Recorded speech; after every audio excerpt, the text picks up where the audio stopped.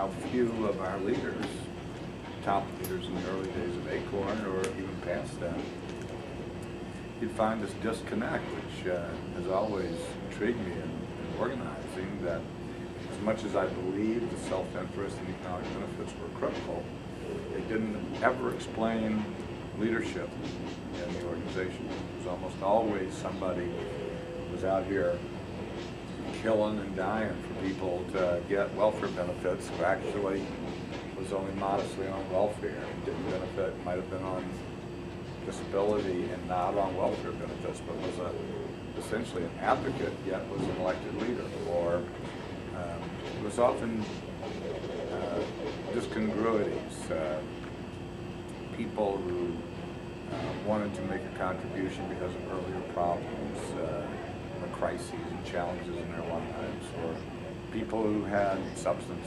and alcohol issues who felt like they'd never had a voice. So almost universally, you had people who would often come in because they were intrigued, or maybe they did share some piece of an issue, but often the self-interest was mild compared to a sense of self, aspirational interest. What I argue, if we ever see this tape, was expectations that, what change they wanted and how they wanted to be seen and perceived as an individual within a larger context. So they really wanted to play within a larger forum. I think in a lot of ways, the issue of voice is much more important in that sense than the issue of economic self-interest. Yeah, and actually, I would take it one step further. Again, I think winning is important. Although I think it's critical. I think it's critical, but I think to keep people for the long haul, winning I don't think is enough. It's not enough. You can't keep them if you don't win. And that'll be an issue like in this Palestinian thing that we just saw. That. Yeah, I don't think you can build a base never winning. I mean, yeah. So you got to win something. You've got to win something. You've got to win sometime, but just the winning is not enough. There has to be other social connections. There's got to be other aspirational interests. There's got to be some way that people are bigger than themselves, and I think that's part of what holds organizations together. Whether or not it's the greatest sense of service to others and the common good, or whether it's a more elevated sense of ambition and aspirations, or an interesting question for top leaders. But all those things, anger, sexual attraction, all those things explain organizational cohesiveness in very interesting ways. Self-interest is one, but there's such a long list that doesn't describe leadership, I don't think, at all. And again, the only thing I'm curious about is having a few case studies of people that you've seen that join the organization, maybe weren't a leader for a while, then become a leader, and how that transformed their life. And again, I've heard stories, and I'll tell you just one. And also, it's how that transforms their life beyond just the organization. Those stories are a multitude. Yeah. Again, one simple one. This organizer for the Teamsters in town, Ben Spade is his name. I know Bill. Yeah. He organized the bus drivers at Georgia State. And he described a woman, African-American woman, single parent. No, not a single parent. Actually in a relationship where she was a victim of domestic violence. She was hesitant to become a leader, and anyway, his skills got her to become a leader, and she ended up being a spokesperson. She ended up negotiating a contract. And she grew so strong through all this that one of the outcomes was she extricated herself from this abusive relationship that I think is kind of amazing. It's like she gained strength through this union, and it got transferred into other parts of her life. Have you seen the same thing? I think, these acquisition of leadership skills and voice is not transactional, it is transformative. Elena Hange, who was one of the first presidents of ACORN, is certainly one of the outstanding examples. She's been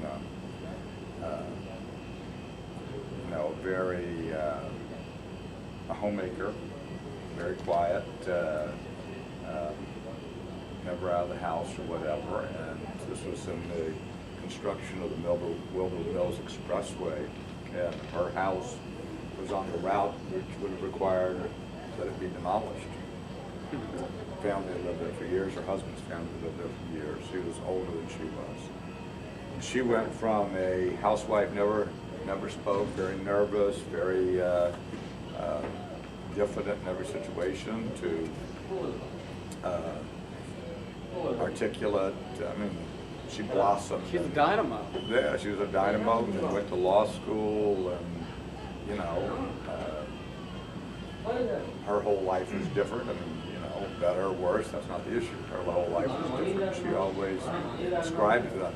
First time an organizer got on her door, and she let him come in and talk to her, and had a cup of coffee, and said, no, I'd never be involved in that. You know, welfare recipients would tell us all the time. Steve McDonald, who was the first president of ACORN, was also a classic example. He had muscular dystrophy, multiple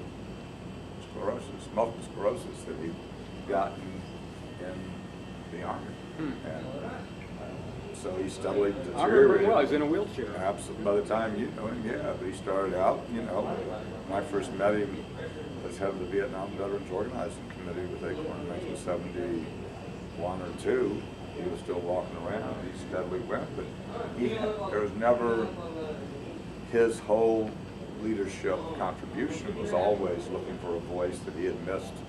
He'd been in the military during the civil rights movement and felt like he hadn't been able to participate and be part of the fight that was critical to him, and this was his opportunity to be a part of that kind of tradition of struggle. And the narratives for people in change, I mean, are just, I can't think of a leader for whom there's not a narrative like that. Yeah. So, I mean, that's part of the, you know, the revolutionizing that community face and collective action does for people. It does it for the organizers. I mean, the difference is their voice is through the organization. Well, to some degree, that's the voice for many of the members, too. It's just others are called to speak and act and negotiate. Yeah, and the other aspect of that, I think, is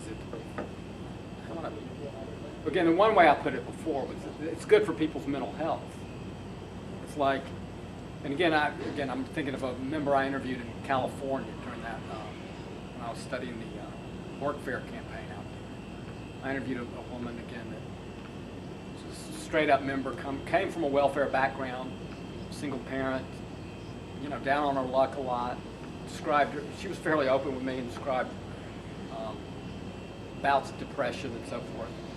And then joining ACORN and then working with a lot of people and taking a little leadership role, again, she claimed her life was transformed.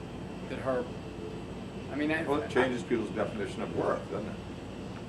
Absolutely. And if you have a lack of self-confidence and all of a sudden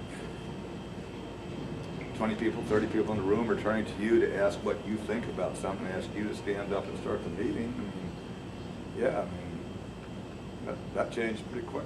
Yeah, and she described, she said I could be having a bad day. And they called me up to attend a meeting or an action. And she said her whole day would be transformed from bad to good.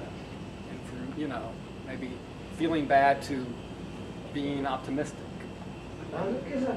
Anyway, I just think that there's more emphasis should be placed on this. Yeah, I mean, I think, you know, we were talking a second ago about anger. I mean, anger I still think is a huge motivation. People have a lot of things they think about, issues of the day, injustices, long-standing grievances, and don't have any way to act or find voice. Do it in a positive way. Yeah. Do anything, positive or negative. They're not, you know.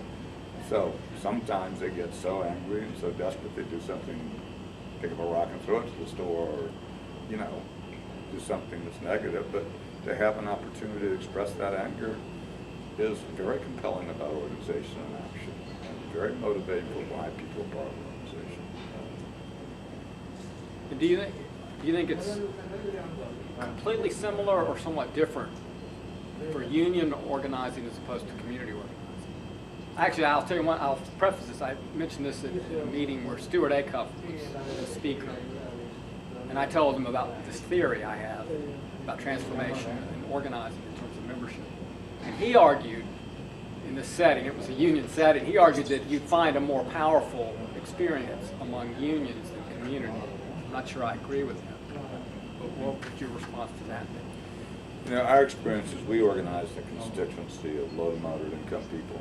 And the organizational vehicles, community organizations, unions, whatever, were just vehicles to find people at different times. If you could only find people at work, a union makes sense to express exactly that same motivation, feeling, anger, aspirational interest. If you can only find people at home, the Atlanta hangings or whatever, well, a community organization is the appropriate vehicle. If you can only find them, you know, through when they're listening to the radio, bring them onto the radio station. So there's really no, it's not exactly one size fits all, because there are different issues people have and there are different experiences people have in life. But the motivations are no different in labor settings and community. And I think the collective action aspect is the same person. Well, absolutely. I mean, I think one of the failures in labor unions is how little we allow workers to be involved in collective action. Exactly. I mean, so we actually block part of what they want to do. But you know, if you've ever read any of these books, like Rivet Head, for example, is you know, it's this guy Ben whatever, who is, you know, a riveter on the Detroit GM line. The level of alienation from work, you know, is as intense as you'll ever find someone alienated who's sitting there on, you know, minimal Social Security or welfare or disability, that just has nothing to say, nothing to do, how much you can drink, how little you can get away with at work, you know, how you can organize a stultifying job. But a union at the point of building, or a community organization at the point of building, where it unites all that collective energy together, does allow people to step forward, come out in a different direction. There's nothing, I mean, I'm sure Stewart said what he thought he should say at the time. He probably believes that. He was also working for a union at the time. Well, but having had both experiences, you know, for the last, you know, 45 years or so, I mean, I don't really, it really is all rock and roll. I mean, there's really not that big. That's not the defining difference. Yeah, I think it may depend on the quality of the organizer and the organization as much as whether it's a union or a community. Like a good community organizer can create the same thing. Well, you also, I mean, one of the things that's so difficult in the labor situation is that you have to give people some, it's like we were talking about today, hope is not a plan. I mean, there's got to be something you see where doing something together works. Well, for the last 30 years in labor, there's not a lot of, you know, we're down to, you know, 1 out of 12, 1 out of 13 workers who have any experience or membership in the union.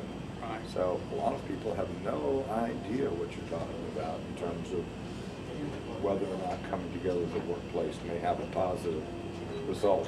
I agree. And talking to my students down here, they have no clue what it is. So it's not aspirational. It's almost like you're put through a meat grinder in an organizing campaign, unless the way the model is constructed is totally different, so that it is a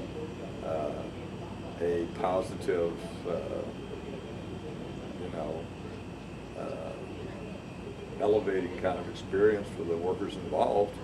It's going to be grinding. It's going to be miserable. It's going to be terrible, and people are not going to come out of, you know, in many situations, you're not going to have those kind of big crystalline victories you can say, you know, justify it. A lot of it, that's, I mean, part of what I still think motivates unions is somewhat similar to the union workers, the same community organizations.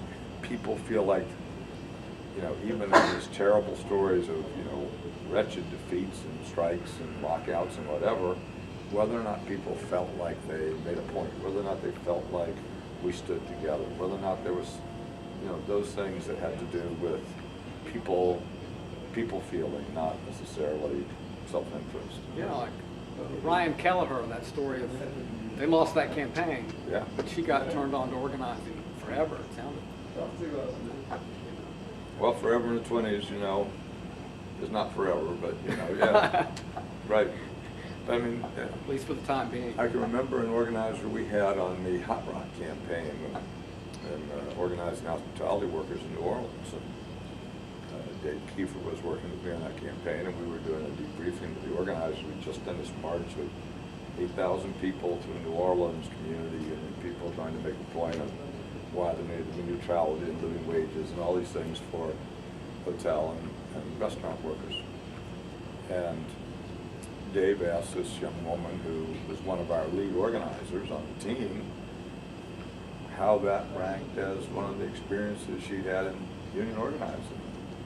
She looked at him, you know, very closely and said, well, you know, to tell you the truth, I've been organizing for unions for the last 4 years, and this is as close as I've ever been to something that was like a win.